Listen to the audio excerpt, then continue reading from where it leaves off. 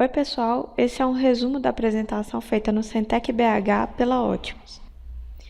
Muito prazer, meu nome é Mônica, eu sou sócia da Ótimos e desenvolvi o trabalho que vamos apresentar juntamente com a nossa equipe. E o tema dessa nossa conversa hoje é como quantificar os ganhos da redução de variabilidade da farinha na produção do clinker. Todo mundo sabe que reduzir a variabilidade no processo é bom. Mas como você vai mostrar para o seu chefe que um esforço nesse sentido vai trazer benefícios reais para o bolso? Essa é a pergunta que a gente vai responder hoje. A chave para o sucesso nos resultados de redução de variabilidade é descobrir e atacar a causa certa. Por exemplo, no processo de fabricação de clinker, sabemos que existem inúmeras variáveis que podem jogar o consumo de combustível nas alturas, e a cobrança para enxugar qualquer fonte de desperdício é diária. E o que a temperatura de combinabilidade tem a ver com isso? Primeiramente, a gente vai conceituar esse termo, que muitos de vocês já devem ter ouvido ou até já utilizaram esse conceito, mas a gente vai relembrar aqui.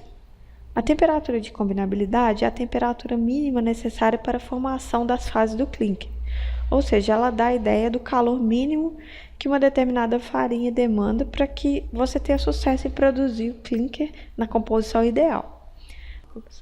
Na verdade, essa temperatura de combinabilidade ela pode ser calculada através de uma fórmula que nos dá um valor de referência para a gente comparar duas farinhas. Então, vamos lá ver esses cálculos. Então, a equação utilizada é essa aqui que vocês estão vendo.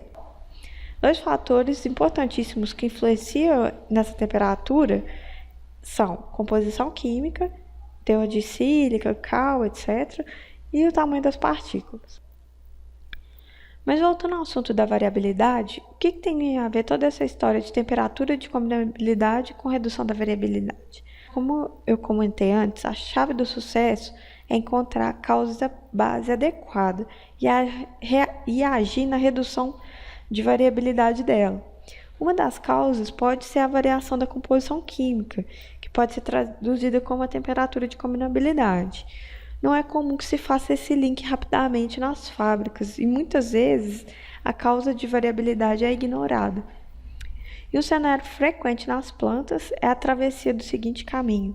O forno recebe alimentação com uma composição química muito variável, e aí eu tenho essa alta variabilidade na temperatura de combinabilidade.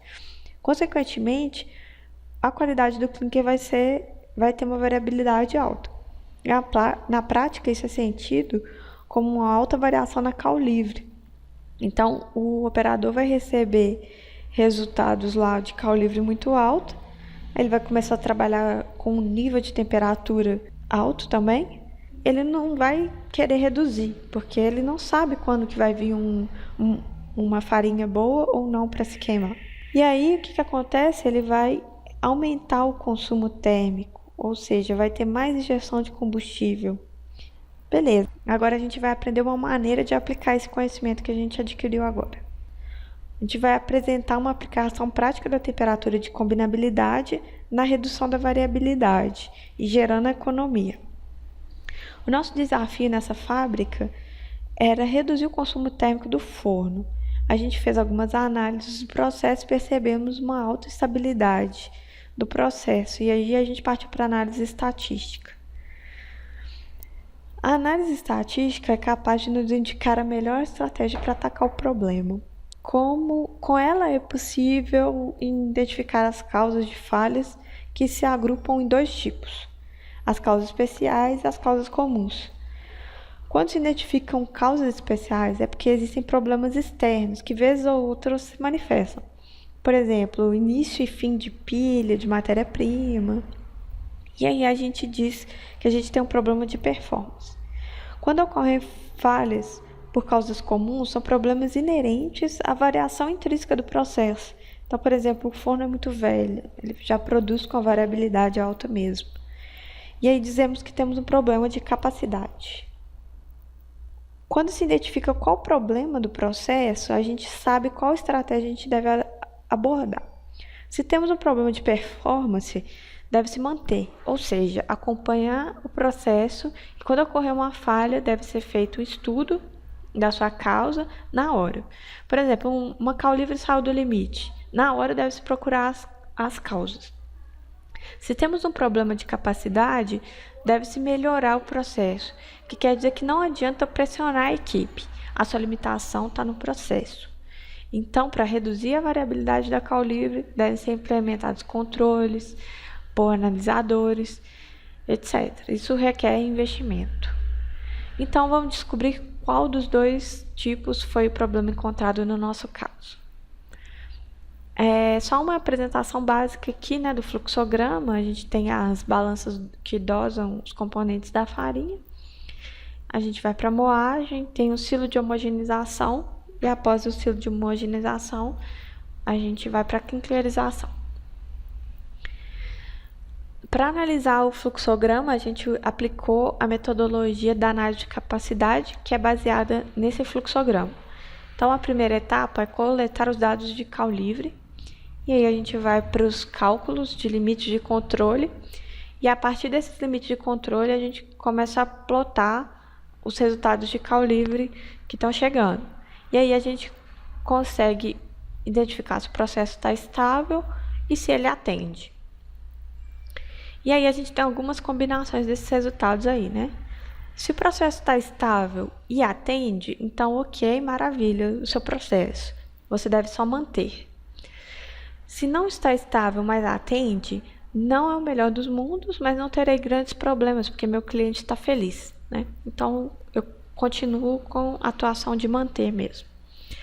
Se o processo está estável e não atende, aí quer dizer que o seu processo naturalmente não tem capacidade de atender às especificações. Será necessária mudança no processo.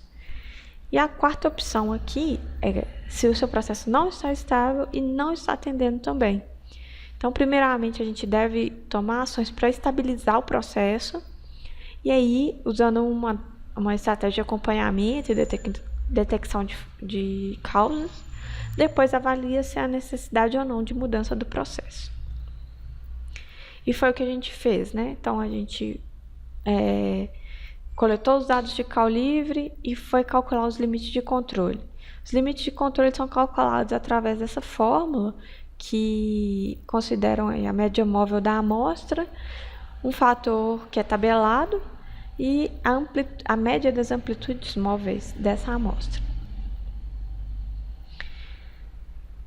A próxima etapa é analisar a capacidade e a performance por esses dois fatores que vocês estão vendo.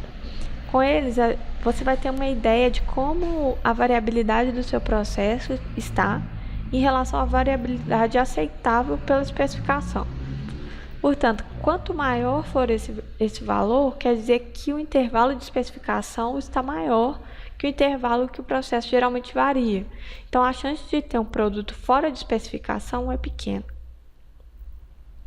Aí, aplicando isso tudo, para o nosso caso, a gente tem esse resultado aí. A gente vê que a cal livre está variando bastante, né? A gente colocou aqui os limites de controle, que são esses dois aqui, e os limites de especificação, que estão aqui.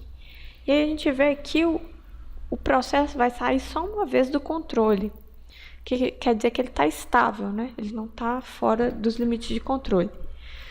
Mas, quando a gente vai ver as especificações, a gente vê que tem um grande número de pontos fora dos limites. Isso quer dizer que o processo não está atendendo. Então, temos um processo estável que não atende, o que exige uma mudança de processo. A mudança proposta aqui foi a instalação de um analisador de teores e o uso de um software de otimização. E aí que entra a temperatura de combinabilidade. Aqui a gente vê que a capacidade está baixa mesmo, está abaixo de 1, né, pelos parâmetros de capacidade e performance. Aqui vemos o antes e depois da cal livre. O software, então, analisava os teores de cal livre e aí dava um input para mudar a receita da farinha. E a gente vê aqui uma redução da média, né, da cal livre e uma redução drástica da dispersão. Então, aos poucos, os operadores iam visualizando que a cal livre não estava saindo do controle e aí eles conseguiram operar com temperaturas mais baixas, economizando assim combustível. Aqui a gente vê um aumento da capacidade, né? Então ela passou de menor que 1 para maior que 1.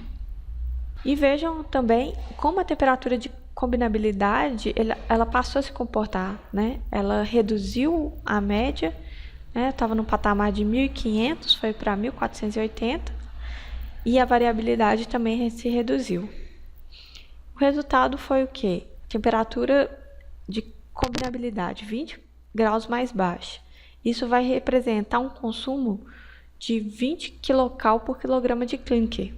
Isso em uma planta que produz 3.000 toneladas de clinker por dia, com um gasto, né, de combustível de R$ 36,00 por gigacal, vai me dar uma economia de mais de meio milhão de reais por ano. Então, a gente conseguiu quantificar a redução da variabilidade aí em forma monetária, usando a temperatura de combinabilidade correlacionando com o consumo térmico que ela pode gerar. Então, por que nem sempre a gente consegue atingir esses ganhos reduzindo a variabilidade? Esse foi um caso de sucesso, mas algumas vezes não é o que acontece. Por que será? Esse foi o primeiro ponto que a gente abordou na conversa, né? A gente deve sempre achar a causa base da variabilidade, o ponto exato que mais influencia nos desvios, e assim o processo vai responder. Podem haver outras fontes, né? O que mais influencia na cal livre? Por exemplo, variações na chama, variações de composição de combustíveis. Fica aí a reflexão para você pensar na sua planta. Muito obrigada por ter ficado até aqui. Meu e-mail e telefone estão aí na tela. E eu me coloco à disposição para discutir quaisquer dúvidas ou comentários que você tiver interesse. Até mais, gente!